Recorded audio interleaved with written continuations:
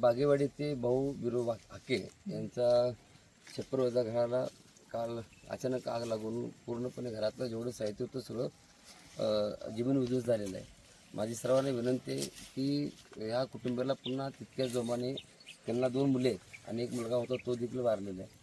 आणि अशा कठीण परिस्थितीमध्ये हे वाटचाल करत असताना ह्या कुटुंबावर धोक्याचा डोंगर कोसळलेला आहे. जत तालुक्यामध्ये श्री संत बागडेव मानवमित्र संघटनेच्या वतीने गेले 2017 पासून ज्या ठिकाणी दलित झाले त्या ठिकाणी मदत नव्हे तर कर्तव्य म्हणून आम्ही आमचं कार्य करत असतो.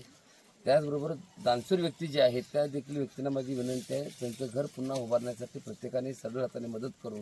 कारण मुलगी बघितलं तर दिव्यांगन आहे आणि खूप परिस्थिती विचित्र परिस्थिती आहे.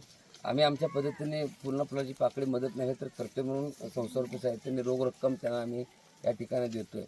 ही माहिती पत्रकार बांधवाच्या माध्यमातून मला जे रुक्मिणी असतील, धनराज वाघमोडे साहेब असतील यांच्या माध्यमातून मला ही माहिती मिळाली. गावचे सरपंचाने देखील माझी चर्चा केली.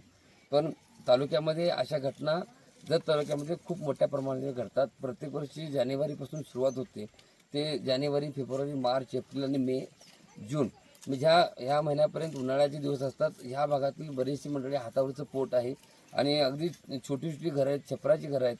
हे प्रमाण तालुक्यामध्ये प्रत्येक वेळेस वाढलेलंच आहे. माझी प्रशासकांना पण विनंती आहे की ह्या कुटुंबांना घर देखील उपलब्ध व्हावं आणि स्वतंत्र घरामध्ये ह्या लोकांना वास्तव्य होण्यासाठी प्रशासकाच्या माध्यमातून देखील असेल तर त्यांनी मदत करावी, ही या माध्यमातून मी विनंती करतो.